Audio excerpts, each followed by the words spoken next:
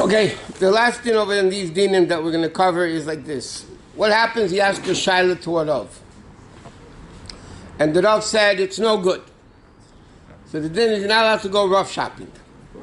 You're not allowed to go ask another Rav unless, no, there's a din, unless if you tell the second Rav that I already asked the Rav and the Rav said it was no good. Then you're allowed to ask a second Rav. Okay, but generally speaking, that once you can't go Rav shopping. In other words, once you have an answer, that's it. That's the answer. A lot of times, by the way, a Rav will tell you if a Rav doesn't feel he could be lenient, but he doesn't want to be strict. So a lot of times the Rav will say, you know what, you can ask a different Rav. Or, generally speaking, that if you want, you can ask somebody else because maybe they'll be able to be lenient for you and they can be lenient for you and whatever it is. But you know the person. The person usually, when the person asks the Rav a shaila, usually you know. Not always do you know who. No, it's not true. Generally speaking. Generally speaking. What? How many copies? 8. Saying, Rabbi, if a person knows you. First of all, that's only when you get a shaila in person. When you get a shaila on the phone, most people don't say who they are. Some people don't want to say who they are. So sometimes you have to figure out what the story is. Are you talking to a religious person that you need to be strict about? Or are you talking to a not such a firm person you have to be lenient for? Sometimes it's very hard to figure out. You have to do the best you can. Okay, next thing in Shulchan Aruch is what's called Stam Yainam and Yayin Nesach. Now, Yayin Nesach means poured. Yayin Nesach means wine that was poured for idol worshipping. The wine which was poured for idol worshipping is biblically forbidden. It's mamash avodah zarah. It's biblically forbidden to eat, drink, benefit. You can't do anything with it. You can't, by the way, there's an important thing that we learned already in Hilchos Pesach. Something which is forbidden to benefit from, you cannot give away as a gift to somebody. Because the Gemara says when you give a gift, that creates a relationship between the two people. So you're benefiting from it. If you're not allowed to benefit from something, you can't give it to your animals. If you own animals, you're not allowed to give them something which is forbidden to benefit from. Because again, you're benefiting from it. So bottom line, what can you do with it? Throw it away. Throw it away. You can't bring it back to the store to get a refund. Because then again, you're benefiting from it. So what you need to do is throw it out. So Yayin Nesach is wine that was poured for avodah zarah, which today, in today's world, in where we live, it's not so common. In the Far East and in those places, the Buddhists and the Hindus, and over there you're going to have it. But there's another din. The Chachamim said, and it's called Yayin Stam. Yayin Stam means plain wine. What does plain wine mean? Wine that was not sealed, not cooked, and we're going to discuss the details in a second, but an open bottle of wine that a guy touched. The din is you're not allowed to drink it. It's forbidden to drink. Why did the Chachamim forbid it to drink? Chachamim did not want Jews assimilating with the non-Jews. And the Gemara says, Godol legim shimi kareves. Drinking wine brings people closer together. The Chachamim didn't want people socializing with the goyim in a way of drinking and things like that. So the Chachamim said that if a guy touches an open bottle of wine that's not mavushal, it's not cooked, so then you're not allowed to drink it. According to many poskim, including the Alter Rebbe, not only are you not allowed to drink it, you're not allowed to benefit from it. Now, what is, to understand what is it, why is mavushal, we always buy bottles that says mavushal, not mavushal. What's the benefit of mavushal? Mavushal wine, the Gemara says, was not, as we know, it's not a high caliber of wine. Therefore, on the Mizbeach, when they poured wine on the Mizbeach, you were not allowed to use cooked wine for the wine libations that they had on the Mizbeach. Why? It's not a choshev wine. Therefore, when the Chachamim made the decree that if a guy touches wine, it becomes treif, They didn't make it by wine which is mavushal. Because the Chum said it's not such a high caliber wine, especially in the old times, they were very much into wine drinking. So Chum said, we're not afraid of assimilation so much, and therefore, if the wine is cooked, then it's considered not yayin stam anymore, and the guy is allowed to touch it. That's why, one second, that's why you have in all functions, when you have non-Jewish waiters pouring the wine, so all the wine, if it's a proper hashgacha, all the wine is poured by goyim, okay, but it's all mavushal. The caterer, the hashgacha, makes sure that the wine that you serve at a function, because of the goyish waiters, is always yayin mavushal. Now, if a guy touched a double-sealed bottle of wine, what does double-sealed mean? If you have a bottle, so let's say you have a cap or a corkscrew.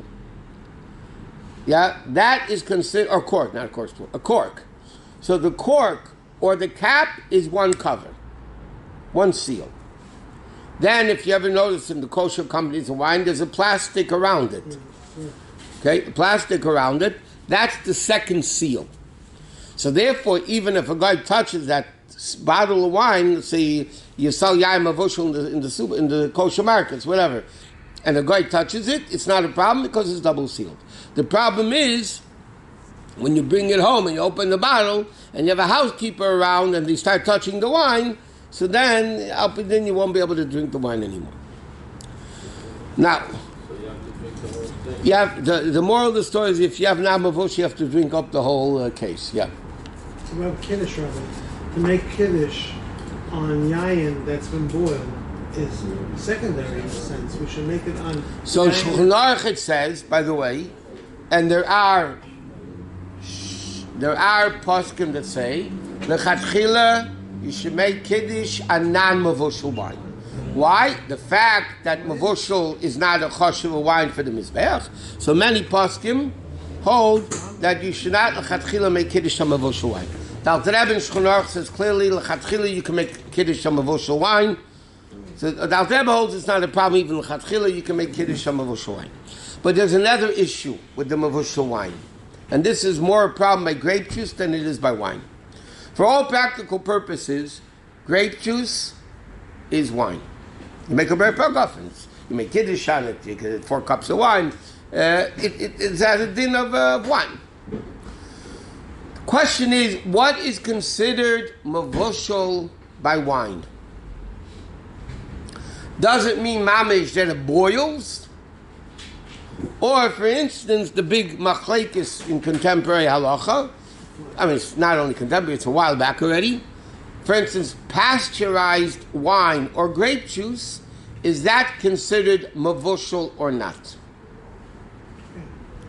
Because, just to use terminology which is incorrect factually, we know that water boils at 212 degrees at sea level. Doesn't always boil at 212. At sea level, water boils at 212 degrees. I think in the mountain it's even lower. Higher it up is lower, lower down is higher. That's the concept of a pressure cooker, by the way. By doing the pressure cooking, you make it cook quicker. Okay? Now, pasteurization gets up to 185 degrees. That's all it gets up to. 180, 185. So now the question is like this. By the way, wine itself, wine doesn't cook at 212. Wine, because of the alcohol content, wine cooks at 195, 200. Because the alcohol makes a bunch of bubbling. Cook wine, you'll see when it cooks, bubbling, which is halacha definition of cooking, malababuis and malareschen, the different expressions, then it cooks at really 195. But the question is, pasteurized grape juice only goes up to 180, 185, but not 195. So now the question is pasteurization considered mavushal for wine? So there's a big machlekes between Moshe and the Tzelem Erav. If it is, if it isn't, a lot of poskim say it is, a lot of poskim say it's not. But a lot of times, most people today are lenient about it because of lack of choice or whatever. But the bottom line is that grape juice, which is only pasteurized, might be a problem if it's considered mavushal or not. According to a lot of opinions, it is. And that's basically what people rely on today, that it is considered mavushal, and therefore if a guy touches it or sees it, it's not a problem. Then there's another issue, which is another interesting issue, and this is where Kabbalah comes in. According to Halacha, it's only forbidden if a guy touches the wine. If a guy sees the wine, that's not mavushal, open bottle, halachically you could drink the wine, there's no problem. Because he didn't touch it. It's only if he touches the wine does it become treif. According to Kabbalah, it's brought down that if a guy sees non-mavushal open bottle of wine, you not just good. You could drink it, but you don't make kiddush or avdallah over it. Because the kedusha of kiddush and avdallah, even if a guy sees the wine, so then many, according to Kabbalah, you don't make kiddush or avdallah, but 100% you could drink it, like during the meal, whatever you want. But not for kiddush or avdallah or things like that, of holy things, then you don't use the wine. Does it make a difference if you see it in the bottle or in the cup? No, if the bottle is open, again, then it's the same thing. Because the cup... What? Why would you cook that wine? Why do they sell mavushal wine? No, why do they cook it? Why are they warming it up? It's unnecessary. No, because then the guy could touch it. Just because of that? Yeah. The reason why all champagne is mavushal, because by dinners you serve champagne, you serve wine, yeah? Weddings, bar mitzvahs, affairs, right? The hutzers, they don't have Shemesh Shabbos waiters. They have goyim, right? So how people wouldn't be able to drink it otherwise? How about non-mavushal wine with Jews that don't keep Shabbos? So now the shaila is, what happens if somebody is not Shemesh Shabbos and they touch the wine? Do they have a din of a goy or not? So really, like we learned already in the past, the question is, does he really have a din of Mechal Shabbos? So he's like, he's going Tinnik Shenishba, the kid that grew up amongst goyim and doesn't know anything about it. If it's a real Mechal Shabbos, that means they know and they learned and they're in yeshiva, everything, and they turn off. So then maybe it would be not kosher either.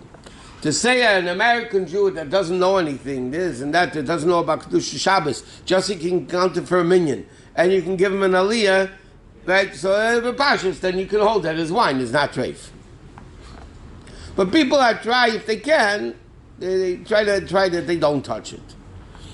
But this you have a lot of times. People have non-religious guests on their table, Shabbos and Yom Tif, Seder. And so what do you do with the wines? So Al-Chadchilas tried to use mavushal, but some people that are into wine don't like mavushal wine because it's not the same, it's not mavushal wine. No. They flash it. Flash it is definitely not bishul.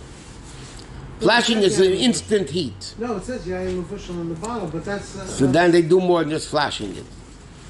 You actually make it more into a form of a bishul. That's why all the Yarden and those, they're doing the system that according to many opinions is not moving.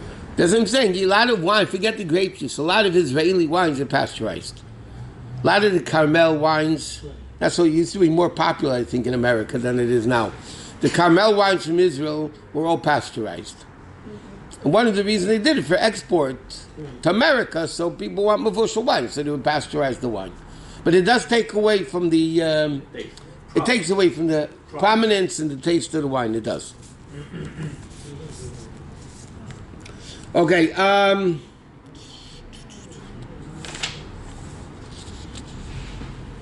by the way, it's interesting, some of the from wine companies, Kedem became like that a long time ago already. They have all the workers in the factory are Shomer Shabbos. You think about it, a lot of companies have goyim working, right? In Eretz Yisrael, they would have Arabs here, they would have whatever. It's just cheaper labor, for better for worse, but it's cheaper labor. So a lot of them would have so a few of the from companies like Kedem and those only have Shemesh Shabbos people working there.